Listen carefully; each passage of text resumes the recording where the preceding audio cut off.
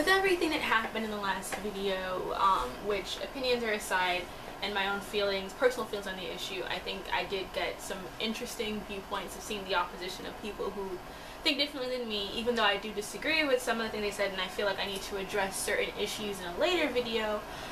With everything that's happened in terms of both pop culture and then recent events, the topic of race right now is just really too close to home for me to feel like I can talk about it in a very objective way. So I wanted to wait a while before I discussed that. So if you don't see me talk about or make an official response to those kind of things, it's because right now I just kind of need something lighter to talk about because of everything going on. So instead I decided I would do another one of those videos, since the last one I did about the top characters that I can't stand right now was really fun to do. And this time I decided I was going to talk about the 9 movies that I really love that are technically bad. Number 5 on the list is Jawbreaker. Jawbreaker is kind of the bastard child of Heathers and Mean Girls. The premise of it is basically that there are this group of friends. There's Courtney, who's played by Rose McGowan. There's Marcy, who is Julie Benz, and then there's Julie, who is Gayheart. And they're all really pretty and everything, but like the biggest person in the group is like this girl named Elizabeth. And on her birthday, they decide, as all good friends do I suppose, to play a prank on her for her birthday by kidnapping her in the middle of the day and taking her to like some place.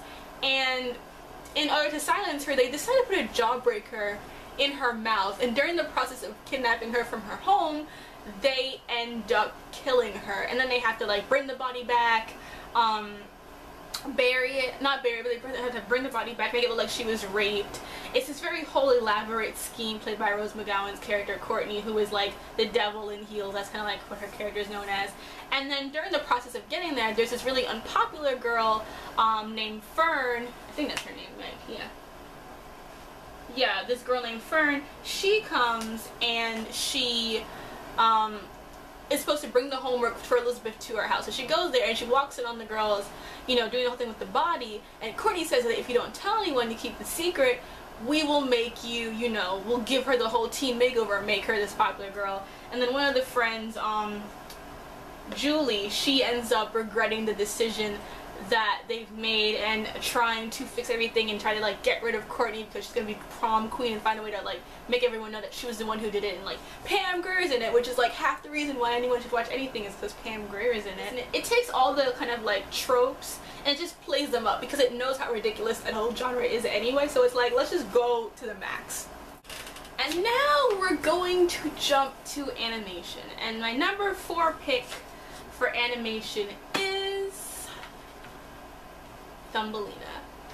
Thumbelina was a movie that I watched a lot as a little kid. I didn't have the VHS, but I really wanted to have it, and I was really upset that I didn't have it. It wasn't until I had watched it again with my friends. While I did like still like, I'm a sucker for a good soundtrack. If the soundtrack is good and the songs are fun, that's like half the enjoyment I'll get. So I love all the songs in Thumbelina, except the like anything that the bird is the worst part of this movie. The bird is the biggest hindrance to this movie because its existence, Giacomo, makes everything worse because you think to yourself, why didn't you just get on the bird and take her home? He has to come with all these fucking elaborate plans. It's like, just get on the bird and just get the hell back out of here. The animation also is kind of weird. Like, Cornelius has the second, no, actually, I think he beats Prince Derek from Swan Princess. He has one of the worst hairstyles. It's like this weird bowl cut. It's very like, it's every kind of like Disney cliche, but without kind of like the heart that Disney has. But at the same time, I still don't think that it makes it like entirely bad, because I actually really like, you know, I like Thumbelina. I like the funness of the story. I like the story in general. I like her going and everyone that she meets, like Mrs. Toad is played by Charo, and the Beetle played by Gilbert Gottfried. Like, I like the secondary characters. I like how everyone interacts in the world. I love the Field Mouse character. Her song "Mary the Mole" is fantastic. I don't know why that got a Razzie for worst song. It is like, it's such a suitable little song, and like, it's so humorous. I love it so much. I don't know why it's got as worse as it is, but I think Thumbelina is not a great movie, but it's definitely a lot of fun. Number 4 for live action is Spiceworld. Spiceworld is like the best of those banned movies that we've gotten recently. Like, you know, it's not like when they're trying to like make you follow their tour and do this kind of things. It's taking all the personalities of the Spice characters, you know, making them jokes, making them like just the whole point of the thing, and just having fun with it. I mean, this scene where like they jump London Bridge and it's just like a little bus prop doing it, like, this movie is not taking itself seriously, so I don't know why people take it so seriously. Like, it makes no sense, no character development. I'm like, it's a Spice Girl movie. It's not meant to be taken as character development. It's just basically there to be fun, and for those of us who were obsessed with the Spice Girls when they were young, to make their parents go see and enjoy. And I certainly did. Every time I watch this movie, I laugh. I think the line with Posh about the little Gucci dress, like, that's something that my friends and I still talk about now, like when we're trying to figure out what to wear. We'll see like stupid things like that, because the movie is just, it's fun, and I think that for a movie about this and movies like this should be fun and not be about you watching a concert that you couldn't really afford to go see anyway. Number 3 for animated. Had to break out the VHS for this one. Digimon the movie. I am a huge Digimon fan. I grew up with it. It was my obsession to the point where it kind of overtook Pokemon in like during the second season as it was airing. It was kind of like the show that I had to watch. I remember I was taking a martial arts class when I was younger, and I didn't want to go because it infringed on Digimon, and I was like, I don't want to go, Mom. I can't watch Digimon when it airs if I go to do this. But I love the first part of this movie. I remember vividly going to see it because I had dragged my mom to see all these movies. Like, I think the only anime to movie I didn't watch was the Yu-Gi-Oh one. But like the first 3 the first 3 Pokemon movies, I made my mom take me to go see these. She made me go see this one, and I remember her coming out and actually liking this one. I think the only movie that she enjoyed that we went to go see was this one, and the 3rd Pokemon movie were her favorites. But the first part of this movie is honestly, in my opinion, really, really good. The second half, it's kind of weird, but I feel like just as a fan of the show, I like it. Is it good? No, but I like the characters, and I like seeing them do this different kind of story. I like the new Digivolution, and I think that it gave me everything that I wanted to go see when I was that age seeing this movie. And now watching it older, it's like, I still really like the first part of it because I think it's just very intense and really well done, and like the friendships, like especially with Ty and Matt, are really well done. The second half is kind of like, but the first part of this movie I definitely love. So number 3 for live action and a movie I actually do have to fully review at some point is the Moth Diaries. This movie got a lot of bad press because I don't think people were expecting it to be a gothic vampire movie instead of like an actual horror vampire movie. It's got a very low pace. It's about this girl who they decided to name Rebecca, but in the book she's nameless, and this new girl named Arnessa comes in, and she's a vampire, and part of what she's doing is slowly, you know, getting rid of Rebecca's friends, draining and seducing her friend Lucy, and basically putting Rebecca back into a place where she was when her father had committed suicide a couple years back.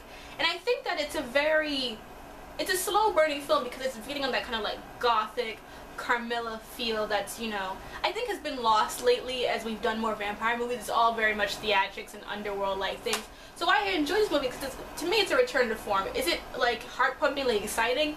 No, but I feel like, you know, the actors, the atmosphere all fits what the movie was trying to do. For judging the movie based on like the source material, which I know, and what it was trying to do, I think it was very successful. Are there, you know, bumps in the road? Yeah, I think that Scott Speedman's character was kind of very dull. I feel like they could have, you know, elaborated more on certain things, but I think the visuals, the way they make everything move, was very successful. Number 2 for animated is Quest for Camelot. Like I said before, I'm a sucker for a good soundtrack, and I like the songs in Quest for Camelot, even though the prayer is way too good to be involved in this movie. But I love the songs. I love the idea of it more than I love the actual thing. I feel like the characters are all very bleh. Like, you know, the dragon characters, they're entertaining, but they're like the gargoyles from Hunchback of Notre Dame. They really don't serve a really plot-related function but just to be there.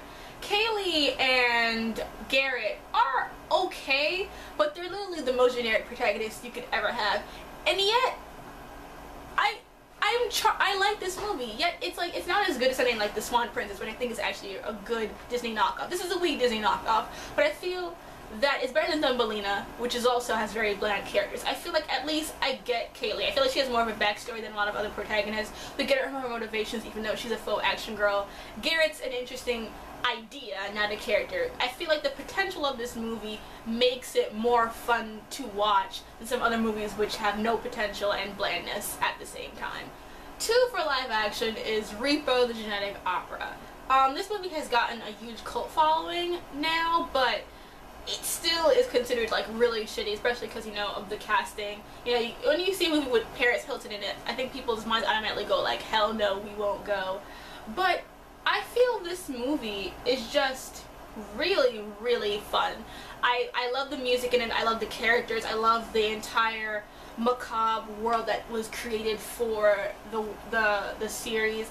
I think that the character complexities, like the relationship between Roti and his children, and the relationship between Shiloh and her father, and the relationship of Marnie with the entire cast is really interesting. I feel like there's a lot of really good things in here, but I understand that it's like the singing for some people might not work.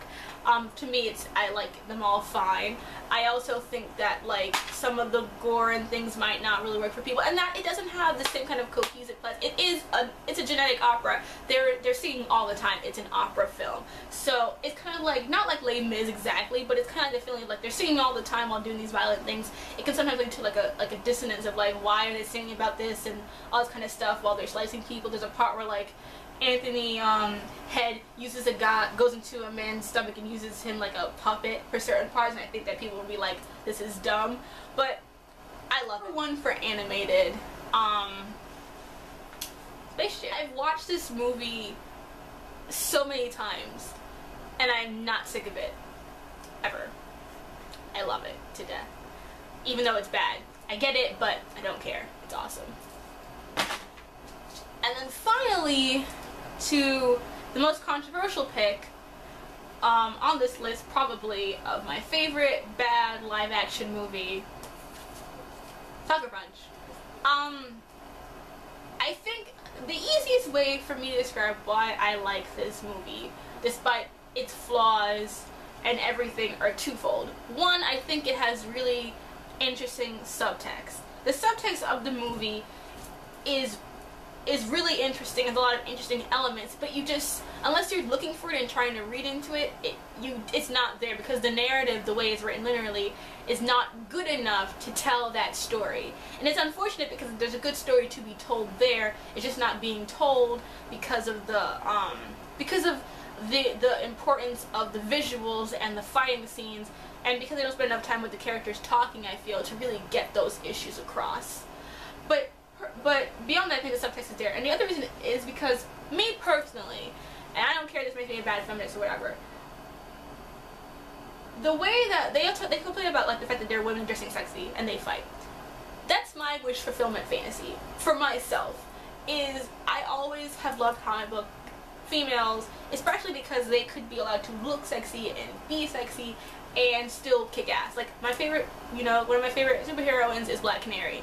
For a reason, because she's, attractive, she's sexy, she's a bombshell, she dresses in fishnets, which is like awesome, but she's not afraid because she can kick anyone's ass, and I feel like that to me is my wish fulfillment, of being able to dress however I want, not have to worry about anything happening to me because I can just kick someone's ass if they try to come at me, bro.